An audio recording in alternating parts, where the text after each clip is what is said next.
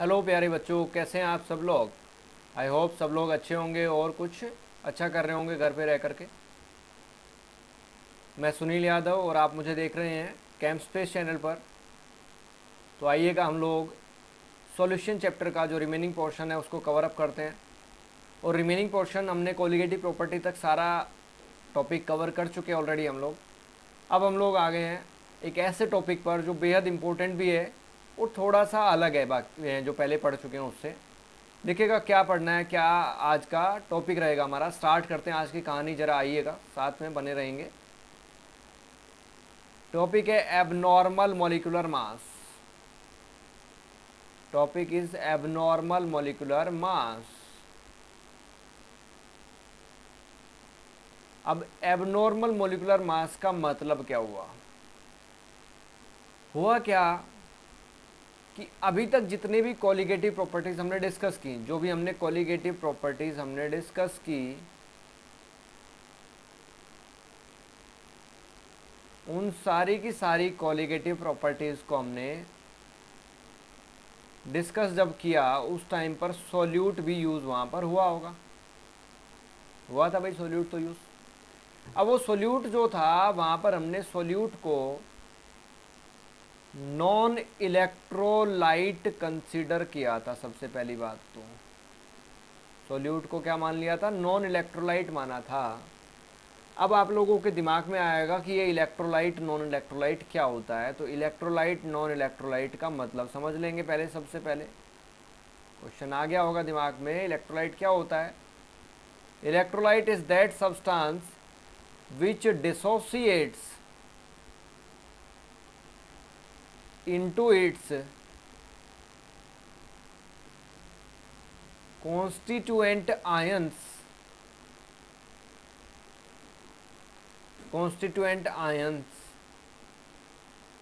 when dissolved in water।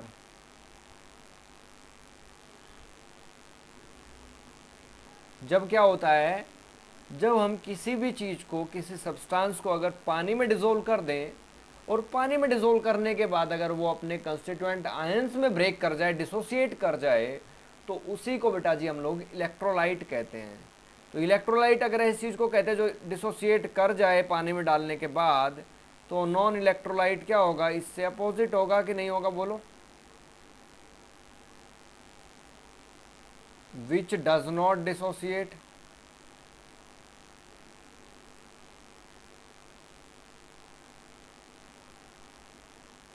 Into its ions, जो अपने ions में डिसोसिएट ना करे उसको हम नॉन इलेक्ट्रोलाइट कहते हैं। तो हुआ क्या बेटा जी कि जब हमने सारी कोलिगेटिव प्रॉपर्टीज को डिस्कस कर लिया, उसके बाद एक साइंटिस्ट आए जिनका नाम था वॉन्टहॉफ। साइंटिस्ट था वॉन्टहॉफ, नाम के साइंटिस्ट होते थे।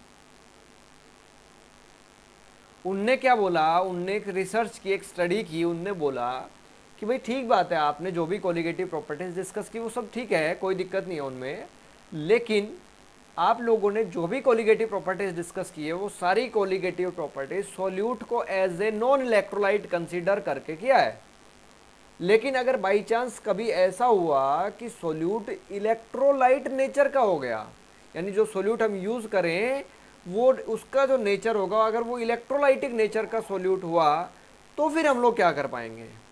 अगर वो इलेक्ट्रोलाइट हुआ तो फिर वो क्या होगा?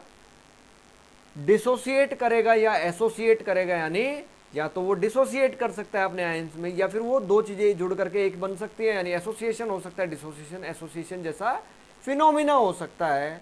तो उनने क्या बताया, वॉन्टॉफ नाम के साइंटिस्ट ने हमसे क्या बोला कि भाई अगर हम लोग सोल्यूट को कैसा कंसीडर करें, सोल्यूट को हम लोग कंसीडर करें एज ए इलेक्ट्रोलाइट, तो फिर देखिएगा बेटा जी, अगर इलेक्ट्रोलाइट मानेंगे तो फिर आप जब कोलिगेटिव प्रॉपर्टीज देखोगे तो सबसे पहली बात तो कोलिगेटिव प्रॉपर्टीज, मैंने आपको पहले भी बताई है ये बात कि कोलिगेटिव प्रॉपर्टीज कौन सी प्रॉपर्टीज होती है सॉल्यूशन की? Which depends, those properties of the solutions which depends only on the number of solute particles, जो केवल और केवल किस बात पर डिपेंड करती है, सॉल्यूट के पार्टिकल्स के ऊपर डिपेंड करती है। उन सारी प्रॉपर्टीज को हम लोग क्या कहते हैं, कोलिगेटिव प्रॉपर्टीज कहते हैं। तो आप समझिएगा जरा, अगर हुआ इलेक्ट्रोलाइट नेचर सॉल्यूट का, तो इफ अगर डिसोसिएशन हो जाता है, अगर डिसोसिएशन हो जाता है, सपोज दैट डिसोसिएशन हो जाता है, देखिए नेक्स्ट पेज पे मैं आपको बताता हूँ। अगर मान लीजिएगा सॉल्यूट कैसा हुआ, इलेक्ट्रोलाइट हुआ, सॉल्यूट इलेक्ट्रोलाइट नेचर का हुआ, और इलेक्ट्रोलाइट नेचर का होगा तो फिर दो चीज़ें हो सकती है उसमें, या तो डिसोसिएशन हो सकता है और या तो एसोसिएशन हो सकता है। दो ही चीज़ें हो सकती हैं, या तो डिसोसिएशन होगा या एसोसिएशन होगा। अब अगर डिसोसिएशन का केस मैं देखूं, तो सपोज दैट एग्जाम्पल ले लेता हूं मैं, मान लो KCl का एग्जाम्पल ले लेते हैं हम लोग। अगर हम KCl का एग्जाम्पल ले तो K पॉजिटिव और Cl नेगेटिव में अगर ये डिसोसिएट हो जाता है, तो डिसोसिएशन होने पर क्या हो रहा है देखिएगा, नंबर ऑफ पार्टिकल्स इंक्रीज कर रहे हैं कि नहीं कर रहे हैं, बोलो। नंबर ऑफ पार्टिकल्स इंक्रीज हो रहे हैं, और अगर नंबर ऑफ पार्टिकल्स इंक्रीज करेंगे तो कोलिगेटिव प्रॉपर्टी जो होती है वो तो सोल्यूट के पार्टिकल्स पर डिपेंड करने वाली प्रॉपर्टीज ही होती हैं। तो कोलिगेटिव प्रॉपर्टीज की वैल्यू भी क्या हो जाएगी, इंक्रीज होगी या नहीं होगी, बोलो जल्दी से बताइए मुझे, समझ आ रही है आपको ये बात।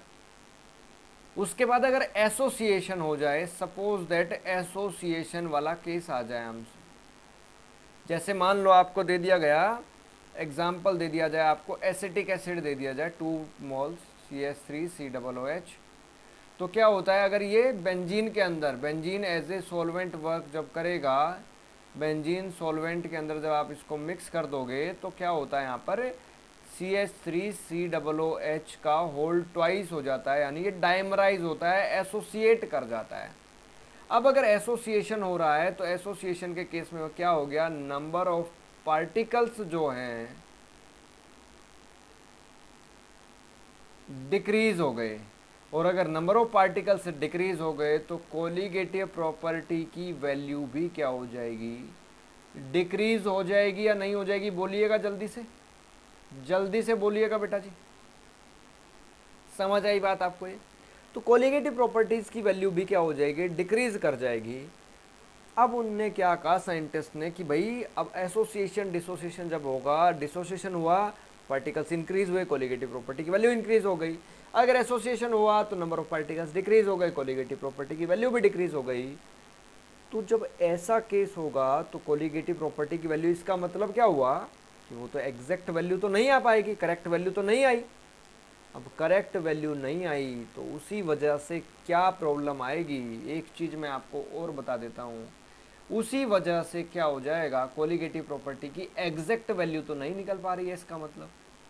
यानी कि एक चीज़ आपने और भी नोटिस की होगी, कोलिगेटिव प्रॉपर्टीज जितनी भी मैंने आपको पढ़ाई हैं, जितनी भी मैंने डिस्कस की हैं, उन सब के अंदर कोलिगेटिव प्रॉपर्टीज जो होती है वो इन्वर्सली प्रोपोर्शनल होती है, किसके, मॉलिक्यूलर मास के,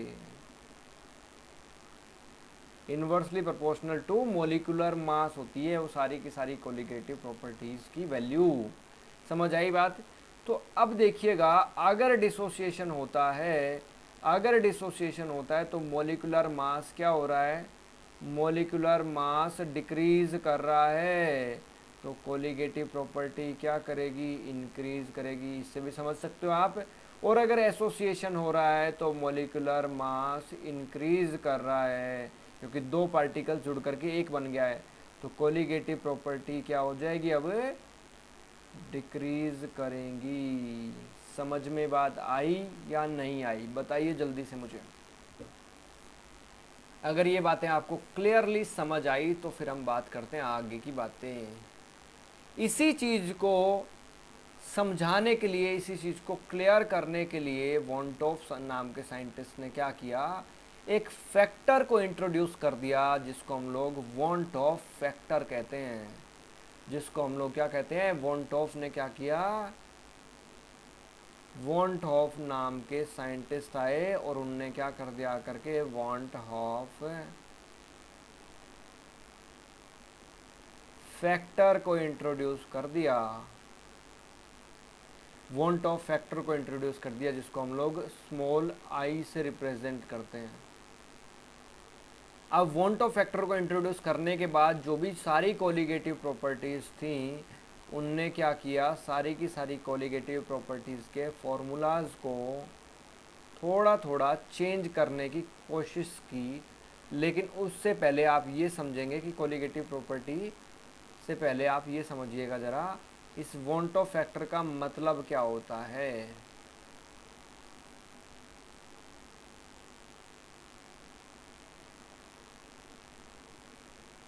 वॉन्टॉफ फैक्टर यानी आई को आप कैसे एक्सप्लेन करते हैं।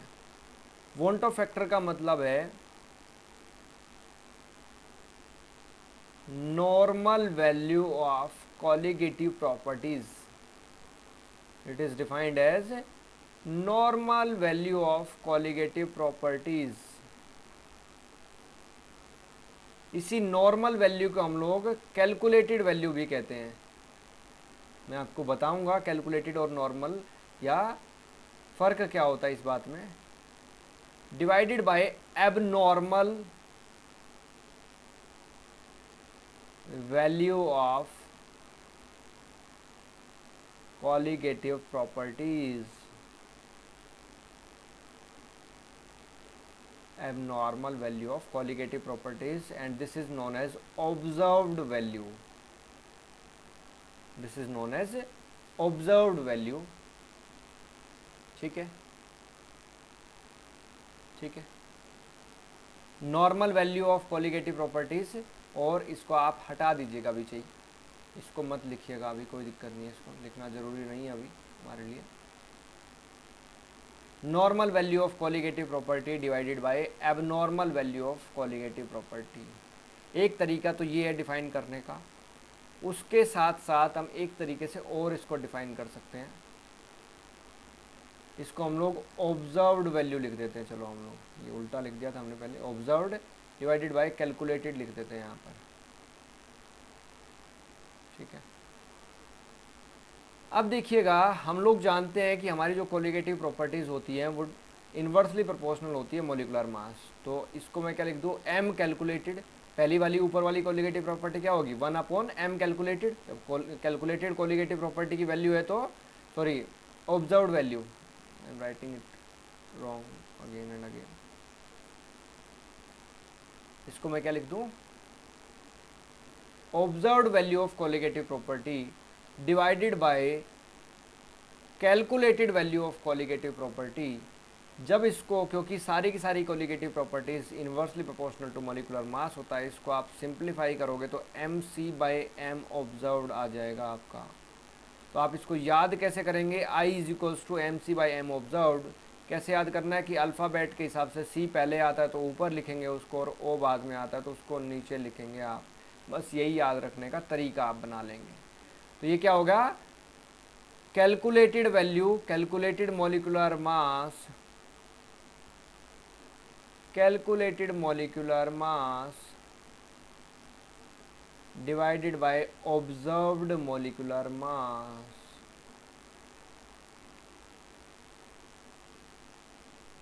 Divided by observed molecular mass.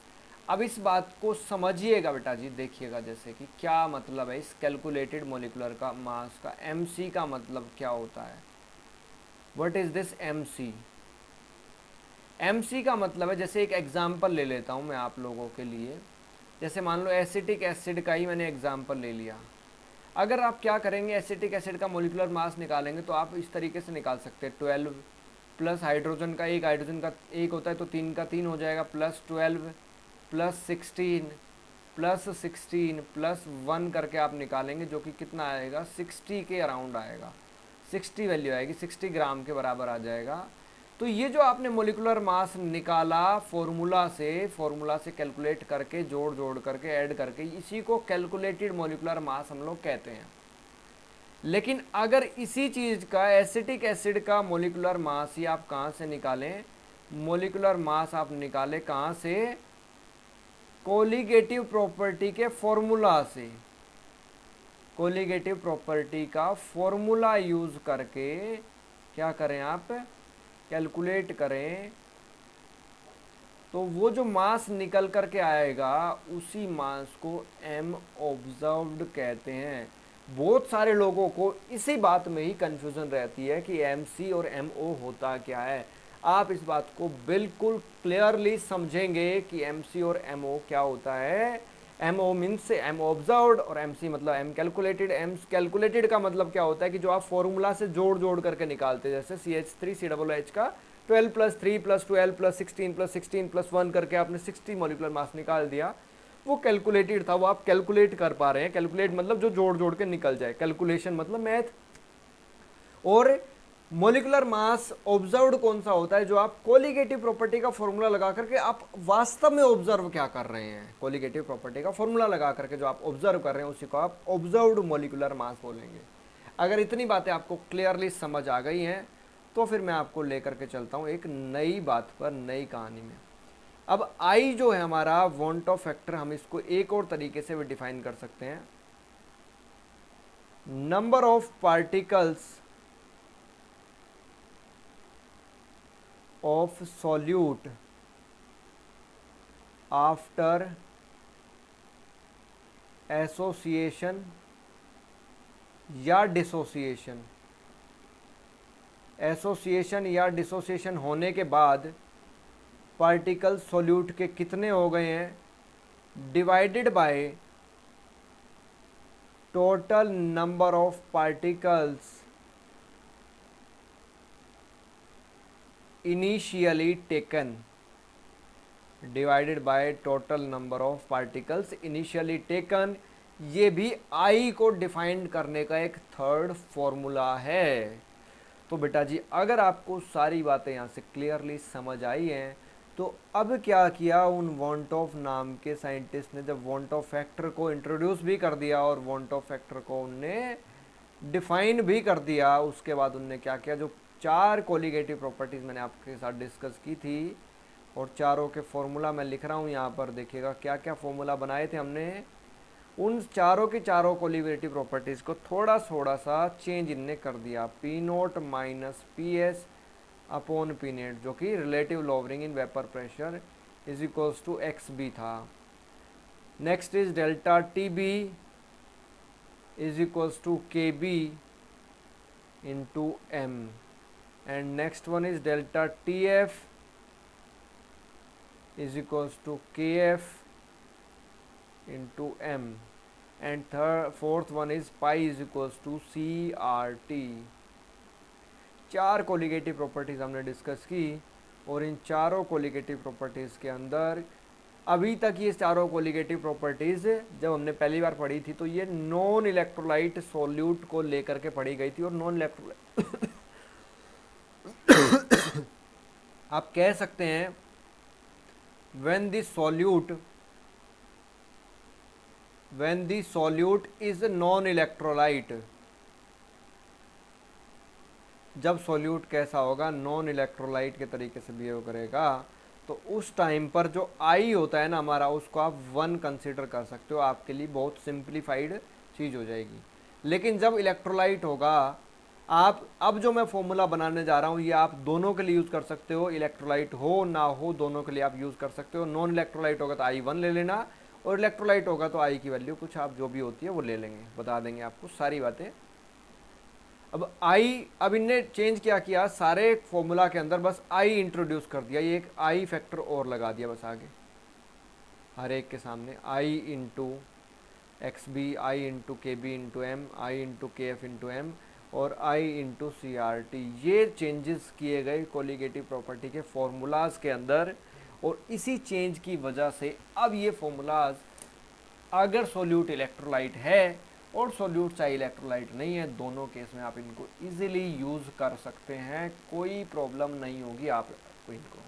लेकिन बातें अब आती हैं कि ये आई कैलकुलेट कैसे होता है, इस चीज़ को ज़रा समझना है और इसको समझने के लिए आइए मेरे साथ, मैं आपको लेकर के चलता हूँ एक नई दुनिया में। पहला केस हम लोग देखते हैं व्हेन, या ऐसा केस लिख देता हूँ मैं, ऐसा लिख देते हैं हम लोग। First is in case of dissociation. Dissociation के केस में हम लोग अगर बात करें, सपोज दैट मैं कहता हूं कि हमने कोई चीज ली, AN था, कोई मॉलिक्यूल था, वो क्या हुआ, डिसोसिएट हुआ n टाइम्स ऑफ A के अंदर। अगर मैं कहता हूं कि t is equals to 0 second time जब था, उस टाइम पर हमने 1 लिया था, इसकी कॉन्सेंट्रेशन या पार्टिकल्स 1 लिया था, लेकिन इनिशियली ये प्रोडक्ट तो बना ही नहीं होगा, ये 0 होगा। लेकिन अगर मैं कहूँ एट इक्विलिब्रियम कंडीशन पर जा कर के इसमें से 1 में से कुछ अल्फ़ा कम हो गया और ये क्या बन गया, हो गया n times of alpha generate हो गया होगा। तो अगर मैं पूछूँ यहाँ पर जा कर के टोटल नंबर ऑफ पार्टिकल्स या moles at equilibrium, at equilibrium, equilibrium point के ऊपर पार्टिकल्स के नंबर ऑफ मोल्स कितने हो जाएंगे, तो आप सबको क्या कर देंगे, ऐड कर देंगे, तो आपके पास क्या आ जाएगा 1 minus alpha plus N alpha plus N alpha, जो कि क्या हो जाएगा 1 प्लस एन माइनस 1 अल्फ़ा के इक्वल हो जाएगा आपके लिए। ठीक है, अब आई को मैंने आपको कैलकुलेट करना बताया, ये जो लास्ट और थर्ड फॉर्मूला बताया, number of particles of solute after association या dissociation divide by initially particles taken. तो आफ्टर एसोसिएशन डिसोसिएशन कितने पार्टिकल्स है, 1 प्लस एन माइनस 1 अल्फ़ा है कि नहीं है, डिवाइडेड बाय 1। अब आप इसको सिंप्लीफाई करेंगे तो आई इज इक्वल्स टू क्या बन गया, 1 plus N minus 1 into alpha बन गया। तो अल्फ़ा इज इक्वल्स टू क्या बन जाएगा, I minus 1 upon N minus 1, this will be the formula of alpha. और यहाँ पर अल्फ़ा क्या है, alpha is known as the degree of dissociation, degree of dissociation होता है।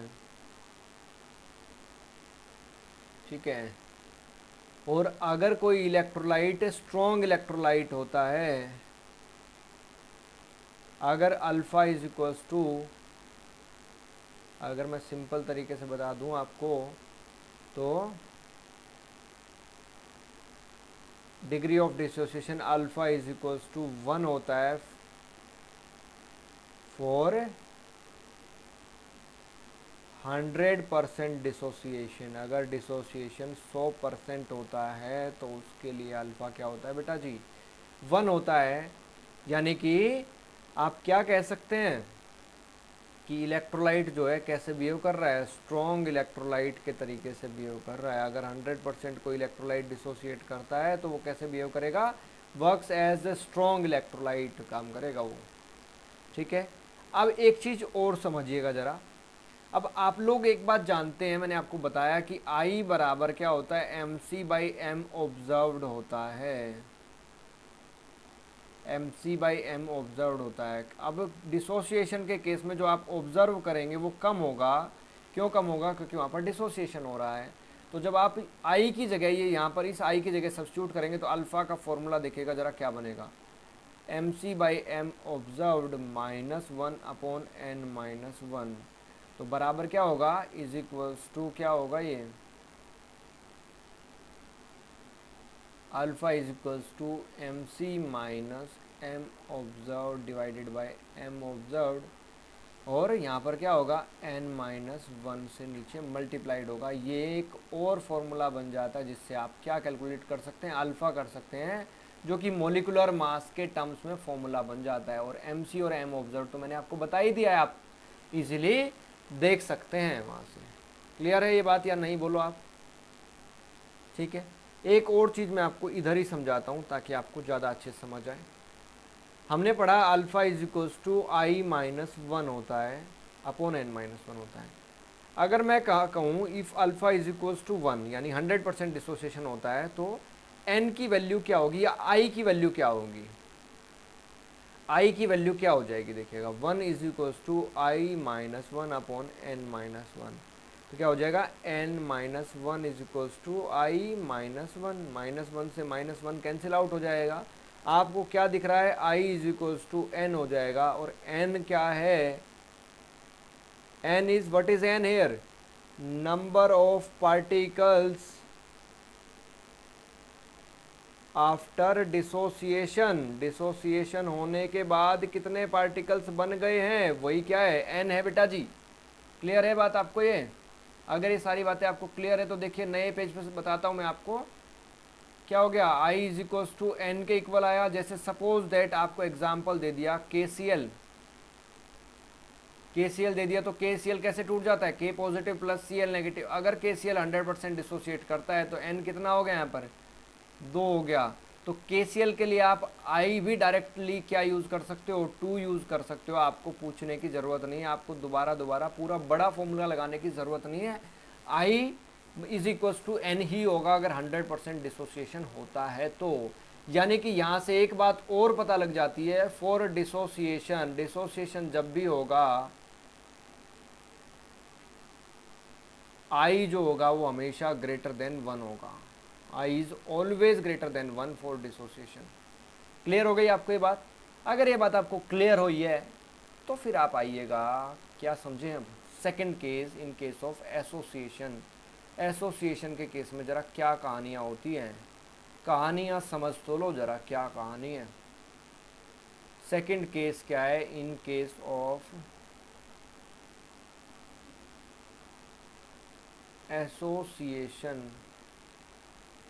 एसोसिएशन के केस में अगर मैं कहूँ आपको, मैंने n टाइम्स ऑफ ए चीज़ ली है, कोई हमने कुछ लिया, n टाइम्स ऑफ ए ले लिया, वो एसोसिएट अगर करेगा an बन जाए वो। t बराबर जब 0 सेकेंड टाइम लेंगे हम लोग तो मान लो हमने 1 लिया, इसके मोल्स 1 लिए तो ये 0 होगा।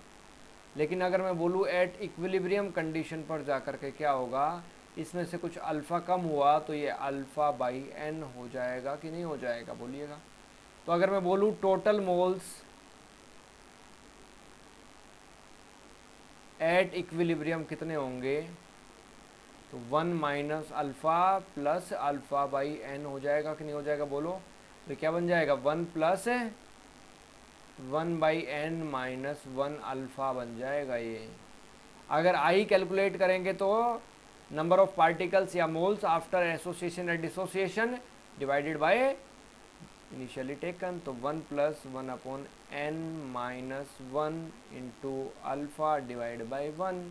तो आई बराबर क्या हो गया, 1 plus 1 by N minus 1 alpha हो गया। अल्फ़ा या I minus 1 is equals to 1 minus N upon N into alpha बन जाता है। और अगर अल्फ़ा बनाएं आप, अल्फ़ा कैलकुलेट यहाँ से करेंगे तो alpha is equals to I minus 1 into N upon 1 minus N. अगर इसको n माइनस 1 नीचे करना चाह रहे हैं आप तो क्या कर लेंगे, 1 minus I into N upon N minus 1 formula बन जाएगा। फॉर्मूला क्या बन जाएगा, n upon N minus, this will be the formula of alpha. लेकिन बेटा जी अल्फ़ा जो यहाँ पर इस टाइम है वो डिग्री ऑफ क्या कहला रहा है, degree of association. Alpha is this time degree of association, degree of association. अब मैं आपको एक बात और बताता हूँ, ज़रा देखिए, बहुत मज़ेदार बात है। मज़ेदार क्या है कि आप लोग जानते हैं I बराबर MC बाई एम ऑब्जर्व्ड होता है। अल्फ़ा अगर यहाँ से कैलकुलेट करना पड़ जाए तो अल्फ़ा के अंदर, अल्फ़ा के फॉर्मूला में आप क्या रख देंगे, I minus MC by M observed into N upon N minus 1। क्या बनेगा यहाँ से, देखिएगा ज़रा क्या फॉर्मूला बनता है, ज़रा देखो। अल्फ़ा इज इक्वल्स टू क्या बन जाएगा, M observed minus M calculated divided by M observed. Into N upon N minus one. तो बेटा जी इन केस ऑफ एसोसिएशन ये फॉर्मूला और बन गया, आपको अल्फ़ा कैलकुलेट करने में ये हेल्प भी करेगा आपको। और देखिएगा अगर हम लोग क्या बोलें, एसोसिएशन जब होगा तो मोलिकुलर मास क्या हो जाता है, बढ़ जाता है, तो ऑब्जर्व्ड मोलिकुलर मास आपको ज़्यादा मिलेगा, इसलिए तो बड़े में से छोटा आप सब्ट्रैक्ट करेंगे, तो आपका फॉर्मूला क्या हो गया, इजीली आप इसको याद कर सकते हैं। ये दो फार्मूलाज आपको मिल गए हैं यहाँ से, एक ये फार्मूला और एक ये फार्मूला, इससे आप इजीली कैलकुलेट कर सकते हैं। एक चीज़ और बता देता हूँ, अल्फ़ा इज इक्वल्स टू, चलो ये नेक्स्ट पेज पे डिस्कस करते हैं इसको हम लोग। अल्फ़ा का फॉर्मूला बनाया, alpha is equals to 1 minus I into N upon N minus one. ठीक है, अगर मैं कहूँ कि अल्फ़ा बराबर 1 है, मेरा degree of association alpha is equals to 1 है, तो बताइए आई कितना होगा, आई कितना होगा। देखिएगा 1 इज इक्वल्स टू हम लोग क्या लिख दें, 1 minus I into N upon N minus one. और मैं कह दूं कि n जो है मेरा वो 2 है, यानी मेरा क्या बन रहा है, ये डाइमर बन रहा है, डाइमर फॉर्मेशन हो रहा है। जैसे कि मैंने एसिटिक एसिड के केस में बोला था, बेंजीन के अंदर benzene as a solvent work कर रहा था। तो देखिएगा क्या बनेगा, ये n minus one upon N is equals to 1 minus I. n की वैल्यू क्या रखो, 2 minus one upon two is equals to 1 minus I. तो ये क्या बन गया, 1/2 is equals to 1 minus I. I इधर लेके जाएंगे आप, तो आई बराबर क्या हो जाएगा, 1/2 बनेगा या नहीं बनेगा। यानी देखिएगा जब एसोसिएशन हुआ था, मैंने बोला था कि एसोसिएशन के केस में आप यहाँ से भी कैलकुलेट कर सकते थे उसको, कोई दिक्कत नहीं थी, ऐसा बन गया था डाइमर। तो पहले कितने पार्टिकल्स थे, 2, बाद में कितने हो गए, 1। तो मैंने बोला था आई कैसे कैलकुलेट होता है, number of particles after association या डिसोसिएशन कितने, 1। पहले कितने थे इनिशियली, कितने, 2। तो आई बराबर पहले भी 1/2 ही आ रहा था, और फॉर्मूला से भी 1/2 कैलकुलेट करके बता दिया या नहीं बता दिया, मैंने बोलिएगा आप जल्दी से बताइएगा। लेकिन एक केस बता देता हूँ मैं आपको, फॉर एसोसिएशन, जब भी एसोसिएशन होगा हमेशा आई लेस देन 1 ही होगा, हमेशा I will be less than 1 होगा। इस बात को आप बहुत अच्छे से समझ लेंगे। और ये था आज का पूरा फंडा, पूरी कहानी। तो आप लोगों को अगर ये सारी बातें समझ आई हैं तो फिर आप लोग बने रहिएगा हमारे साथ आने वाले और लेक्चर्स के लिए, और ताकि आप लोगों को लेटेस्ट वीडियोस मिलते रहें, उसके लिए आप चैनल को सब्सक्राइब कर लीजिएगा अगर आपने अभी तक चैनल को सब्सक्राइब नहीं किया है तो। और लेटेस्ट वीडियो देखते रहिएगा और साथ साथ काम होमवर्क करते रहिएगा, क्योंकि होमवर्क करेंगे तो ही अच्छे मार्क्स, सिलेक्शन, सारी चीज़ें उसी के ऊपर डिपेंड करने वाली चीज़ें होती हैं। तो होमवर्क साथ साथ करिएगा। और होमवर्क के लिए आप मेरे Telegram channel chemistry with Sunil Yadav या कैम स्पेस जा कर के टेलीग्राम पर सर्च करेंगे, दोनों ही ऑप्शन से chemistry with Sunil Yadav search करेंगे तो भी आपको चैनल मिल जाएगा, और टेलीग्राम पर कैम स्पेस सर्च करेंगे तो भी आपको मिल जाएगा मेरा चैनल। तो वहाँ पर जा कर के आप डेली का होमवर्क देख सकते हैं और वो उस काम को आप उस चीज़ को प्रैक्टिस कर सकते हैं।